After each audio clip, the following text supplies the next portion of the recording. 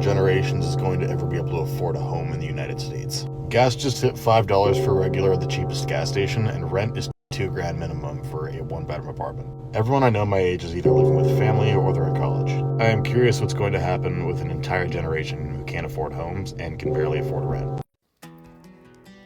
Well, I can't afford my house anymore. Not because I lost a job.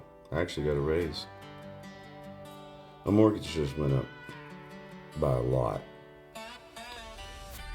Guys, before we get on deep into this, today we go talk about home affordability and apartment affordability. Right now, people are still struggling to find a home and to be able to afford one that's within their budget, and also same thing with the apartments. And people are sharing their stories on how it is. And right now we're listening to a man that mortgage increased by $1,000 a month.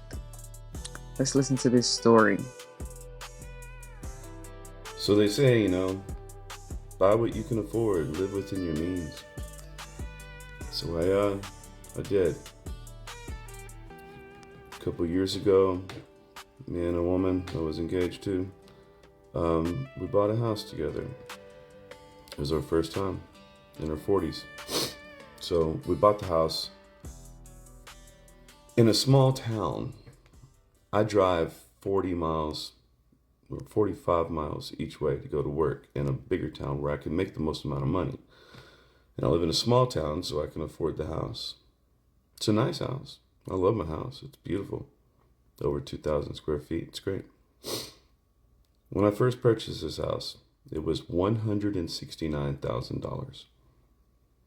And with all of the insurance and stuff added in, my monthly payment was $1,450 a month. And that was good.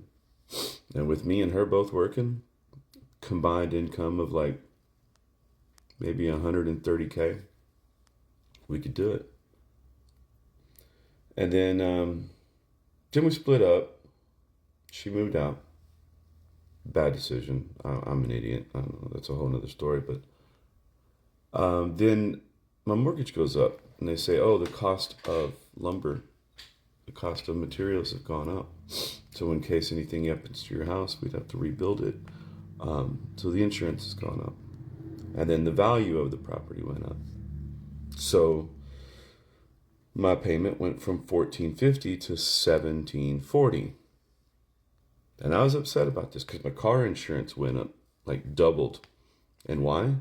Because I drive 45 miles each way to get to work. And they said, it's because you drive it so much. I was like, but you have my home insurance. Like, I bought this car specifically for the good gas mileage. And you knew that from the start, that I said, I'm going to be driving 100 miles a day. That's why I'm buying this car. And so before I bought the car, I quoted the insurance price on it. So a year goes by, my mortgage goes up. My car insurance goes up. So I have to tighten my belt. I got to do supplemental income. I'm a musician, so I just play more music, do more gigs, and pay it. So from $1,450 to $1,740, I'm making it happen. I get a call yesterday. They're like, hey, you need to pay. And I'm like, all right, I get it. I fell behind. December kicked my ass with Christmas, and so I didn't make a full payment. I was like, all right, well, let me get caught up. Let me check my account. And then I asked, like, okay, what's the balance? And they told me a balance. And I was like, excuse me, there's what?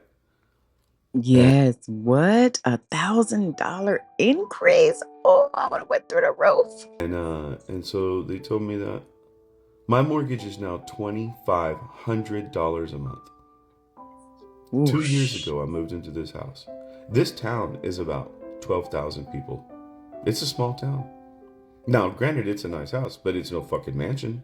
It's not 2-story. I don't have a garage. I don't even have a carport.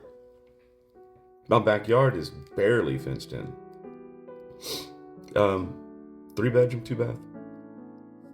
So it went from $1,450 to now $2,500. Because apparently my house is now valued at $310,000 when I purchased it for $169,000. What the fuck? What's going on? Why? I was doing the right things. I make sure I get a job where I can make the most amount of money for what I can do. Look, I work for a good company. I do well. Like, for a high school dropout, I bought it. I bought a new car, but it's not. It's a fucking Nissan. It's not like it's. I didn't go crazy with a Mercedes or something. So I don't know. Who's at fault here? What did I do wrong? I've been working the same career for 10 years. I make decent money. I have a roommate. I have a fucking roommate who pays me like $600 a month just to rent a room from me. I mean, I guess I can try to make the $2,500 a month payment, but then what's going to be next year? Is it going to be $3,500 next year? What am I going to do? Affordability in America, and tonight. Hey, mortgage rates are high. They never really came back down.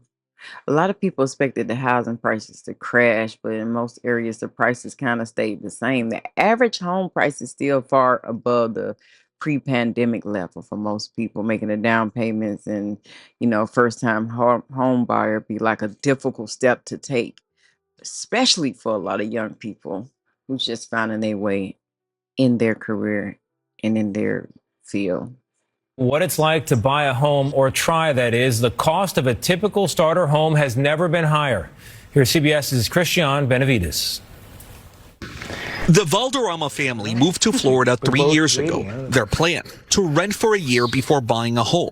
What they didn't plan, that it would take this long. The prices of homes are not on the lower end, and we love this area. So that definitely impacts our purchasing decision at this moment. Arletta owns a med spa where customers have pulled back their spending. That's among the reasons they're being cautious about buying a home. For sure, the interest rate plays on, do we go in now? Do we still wait? Mortgage rates are still hovering above 6%. Home prices in Weston, Florida, where the couple is looking, have risen dramatically.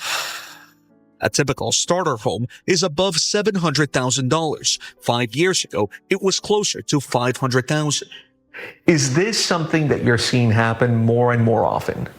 Yes, absolutely. So now homeowners are postponing, their purchase. The prices are high. The rates are high.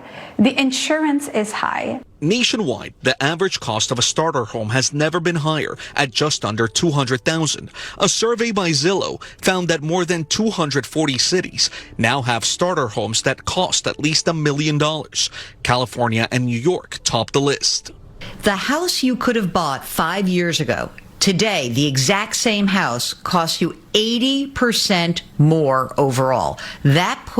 Wow. Now, you see why a lot of people are still living with family, haven't moved from the place they're at now, can't even get a good foot on the ground because of this.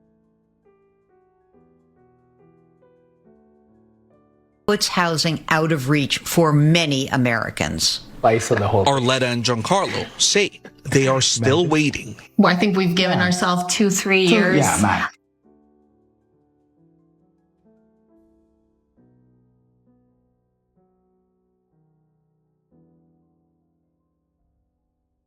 That's what's happening right now in America, guys. This prices are out of control. I'm sorry, I thought I had the mic on.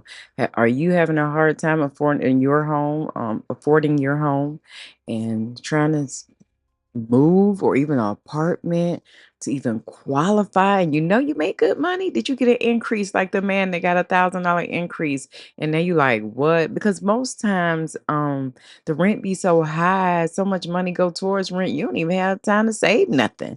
Let me know what you think down in the comments, your thoughts below, man. This is America right now, man. Housing is not the same like it used to be. Ooh, honey, where do we go from here? To the next video. I'm out.